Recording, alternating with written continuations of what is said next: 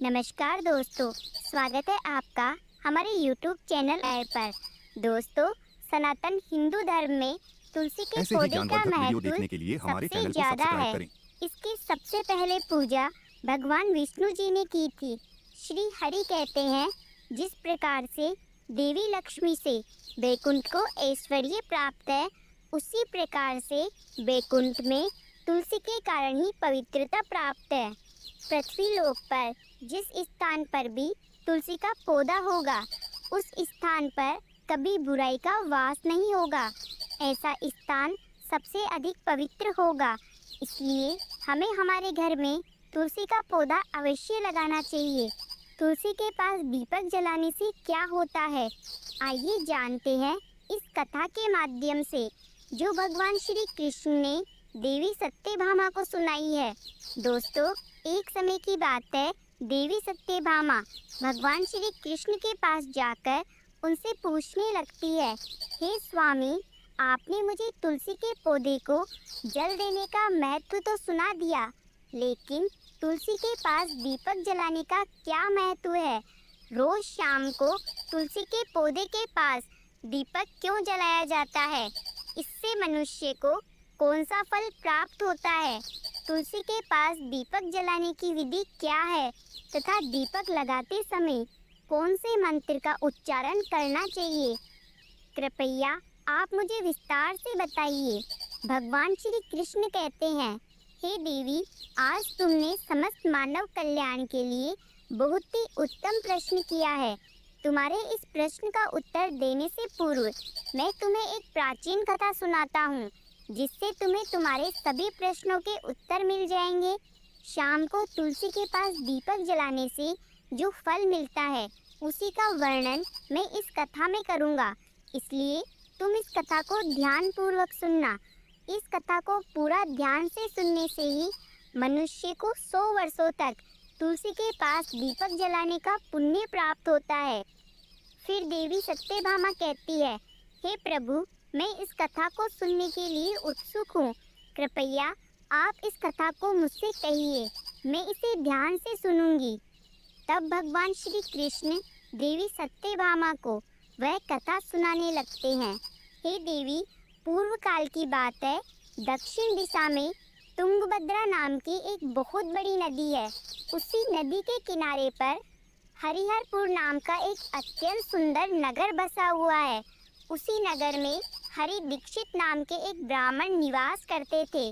वह अत्यंत गुणवान, चरित्रवान, धर्म कार्य करने वाले तथा वेदों के मार्ग पर चलने वाले थे।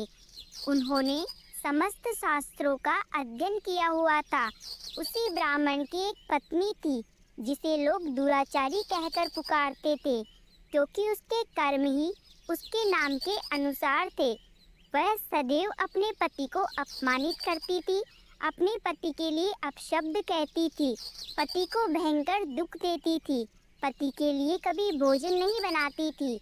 उसने अपने पति के साथ कभी शयन नहीं किया, कभी उसके साथ प्रेम से व्यवहार नहीं किया। पति के मित्र और परिवार के लोग घर पर आते तो वह स्त्री उनको अपमानित करके भगा देती और स्वयं काम भाव से उन्मुक्त होकर निरंतर अन्य व्यभिचारिणी स्त्रियों के साथ घूमा करती थी। उसका मन पति को छोड़कर पराये पुरुषों में लगा रहता था। उसने कभी अपने पति से प्रेम पूर्वक बात नहीं की, किंतु पराये सुंदर सुंदर पुरुषों के साथ संग बैठकर बातें करती थी।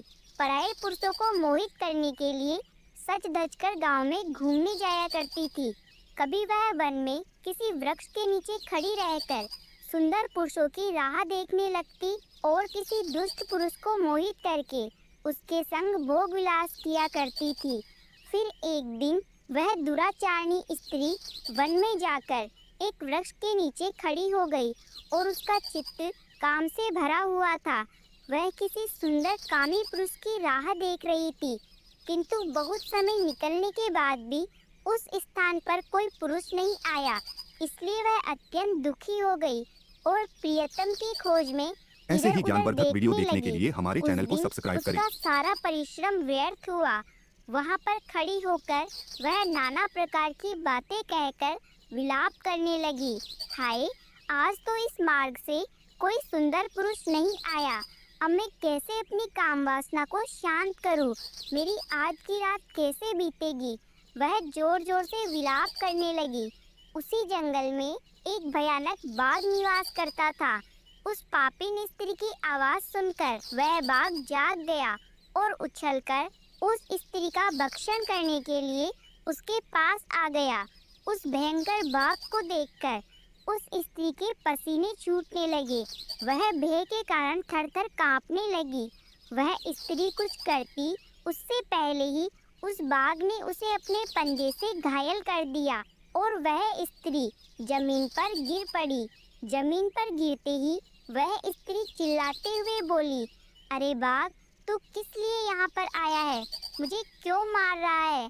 मैं यहाँ पर अपनी प्रियतम की खोज कर रही हूँ। तू मुझे छोड़ दे। मेरा भक्षण करके तुझे क्या मिलेगा? उस स्त्री की यह बात सुनकर वह बाघ क्षण भर के लिए वहीं रुक गया और हंसता हुआ बोलने लगा, हे दुष्टा, आज विधाता ने तुझे मेरा ग्रास नियुक्त किया है। तुझ जैसी पापिन स्त्रियों का भक्षण करना ही मेरा काम है, तभी मुझे इस शरीर से मुक्ति मिलेगी। वह स्त्री कहने लगी, बाघ, तुम कौन हो? मुझे सच सच बताओ, तुम्हें किस कारण से बाघ होना पड़ा और तुम मुझ जैसी स्त्रियों का भक्षण क्यों कर रहे हो? पहले मुझे सारी बात बताओ, फिर मेरा भक्षण करो। फिर वह बाघ कहने लगता है, हे पापिन, मैं तुझे अपने पूर्व जन्म का वृतांत सुनाता हूँ, किस कारण से मुझे बाघ होना पड़ा। पूर्व काल में दक्षिण देश में मल्लापहा नाम की एक नदी है। उसी पर एक मुनिपर्णा नाम की नगरी बसी हुई है। उसी नगरी में मैं निवास करता था।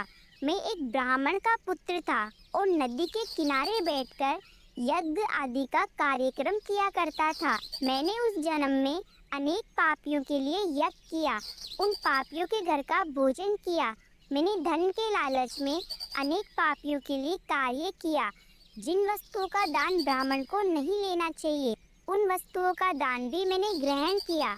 दान लेने के बहाने से मैं दूसरों से धन लेता था, लेकिन वापस नहीं करता था। इसी तरह पाप करते हुए मुझे बहुत साल बीत गए और मैं बूढ़ा हो गया। मेरे बाल सफ़ेद हो गए, आंखें सूज गई, मुंह के सारे दांत गिर गए, लेकिन फिर भी मेरी दान लेने की आदत नहीं छूटी और मैं पाप करता गया। फिर एक दिन मैं धन के लोभ से नदी किनारे गया और कुछ धूर्त ब्राह्मणों के साथ मिलकर मैंने लोगों को ठगा। झूठे मंत्र और वचन बोलकर हमने बिना विधि किए ही देवी देवताओं का पूजन किया और बहुत सारा धन दान में ले लिया। फिर उसी स्थान पर बीमार कुत्ते ने मेरे पैर को काट लिया और मैं मूर्छित होकर गिर पड़ा। उसी क्षण मेरे प्राण निकल गए। फिर 2 यम के दूत मुझे लेने के लिए आए और मुझे पकड़कर यमपुरी ले गए। वहाँ पर यमराज ने चित्रगुप्त से मेरे कर्मों का लेखा जोखा निकालने के लिए कहा। फिर चित्रगुप्त कहने लगे, धर्मराज, इस ब्राह्मण ने घोर पाप किए हैं। इसने दूसरों से झूठ बोलकर धन लूटा है। विधि से पूजा ना करके झूठे मंत्र बोलकर भगवान का अपमान किया है। इसीलिए यह पापी ब्राह्मण केवल नरक जाने योग्य ही है। फिर यमराज ने अपने दूतों को आदेश देकर मुझे नरक की अग्नि में डाल दिया। अनेक वर्षों तक सजा भुगतने के बाद मुझे बाघ का शरीर प्राप्त हुआ। फिर मैं इस दुर्गम वन में निवास करने लगा। अपने पूर्व जन्मों के कर्मों को याद करके मैं कभी साधु संतों का, सती स्त्रियों का भक्षण नहीं करता। मैं सदा पापी, दुराचारी तथा उल्टा स्त्रियों का ही भक्षण करता हूँ, ताकि मुझे मुक्ति मिल जाए। इस प्रकार से उस बाघ ने अपने पूर्व जन्म की कथा उस स्त्री को सुना दी और उस स्त्री से कहने लगा, पापिन, तेरे आचरण से तू उल्टा दिखाई पड़ती है। अपने पति को छोड़कर ऐसे इस ही ज्ञानवर्धक निर्जन वन वीडियो में देखने के लिए तू हमारे दूसरे चैनल को पुरुषों सब्सक्राइब के करें। साथ भोग विलास करने आई है, इसलिए आज तू मेरा ग्रास अवश्य बनेगी। इतना कहने के बाद उस बाघ ने उस स्त्री पर अपने तीक्ष्ण नाखूनों से हमला कर दिया और उसके टुकड़े टुकड़े करके उसे खा लिया। इसके बाद में वहाँ पर दो यम के दूत प्रकट हुए और उस पापिन स्त्री को उठाकर संयमपुरी ले गए। वहाँ पर उसे यमराज के सामने खड़ा कर दिया गया। फिर चित्रगुप्त ने उस स्त्री के कर्मों का लेखा जोखा निकाला और यमराज से कहने लगा, धर्मराज, यह स्त्री तो अत्यंत पापिन है। इसने घोर पाप किए हैं। इसने व्यभिचार किया है। इसने अपने पति का अपमान किया है। इसने अपने पति की कभी सेवा नहीं की। यह अपने पति को छोड़कर पराये पुरुषों के साथ भोग विलास किया करती है। उस स्त्री के पापों को सुनकर यमराज ने उसे अग्नि से भरे हुए कुंडों में डालने का आदेश दिया। अनेक वर्षों तक उसे उस कुंड में पकाया गया। फिर उसे निकालकर रोरव नामक नरक में डाल दिया गया। इसी प्रकार से उसे अनेक वर्षों तक अलग अलग नरकों में डाला गया और अनेक वर्षों तक नरक में सजा भुगतने के बाद वह पापिन स्त्री पृथ्वी पर चांडाली के रूप में उत्पन्न हुई। चांडाल के घर में जन्म लेकर वह फिर से पाप करने लगी, व्यभिचार करने लगी, अनेक पापी पुरुषों के साथ विहार करने लगी। फिर कुछ समय बाद अपने पूर्व जन्मों के कर्मों के कारण उसे कोढ़ का रोग हो गया और उसे भयानक पीड़ा होने लगी। उसका अंग अंग जलने लगा। उसकी आंखों में दर्द होने लगा। इस दुख को सहन करते हुए वह दिन बिताने लगी। फिर एक दिन वह तीर्थ में स्नान करने के उद्देश्य से अनंतपुर में चली गई। वहाँ पर एक आश्रम के बाहर निवास करने लगी। उस आश्रम में एक तुलसी का पौधा था। अन्य स्त्रियों को वहाँ पर तुलसी के पास दीपक जलाता हुआ देखकर उस पापिन स्त्री ने भी वैसा ही किया। उसने उस तुलसी के पौधे के पास दीपक जला दिया। फिर उसी रात हृदय फटने की वजह से उसकी मृत्यु हो गई। फिर वहाँ पर दो यम के दूत आए और उसे यमपुरी ले जाने के लिए उठाने लगे। तभी वहाँ पर भगवान विष्णु के दो पार्षद प्रकट हुए और उन्होंने यम के दूतों को रोक लिया और कहने लगे, हे दूतों, इस स्त्री को तुम छोड़ दो। यह स्त्री नरक जाने योग्य नहीं है। तुम किसके आदेश से ऐसा अधर्म कर रहे हो? फिर यम के दूत कहने लगे, पार्षदों, हम यम के आदेश से इस पापी स्त्री को उठाकर ले जा रहे हैं, किंतु आप हमें किस कारण से रोक रहे हो? यह स्त्री अत्यंत पापी है। हमें इसे नरक में ले जाने की आज्ञा मिली है। तभी पार्षद कहने लगे, हे दूतों, यह स्त्री तो विष्णु भक्त है। यह नरक जाने योग्य नहीं है। इसने शाम को तुलसी के पास दीपक जलाया है, जिससे इसके सारे पाप नष्ट हो गए हैं। अब यह नरक जाने योग्य नहीं है। अब यह स्वर्ग की अधिकारी हो चुकी है।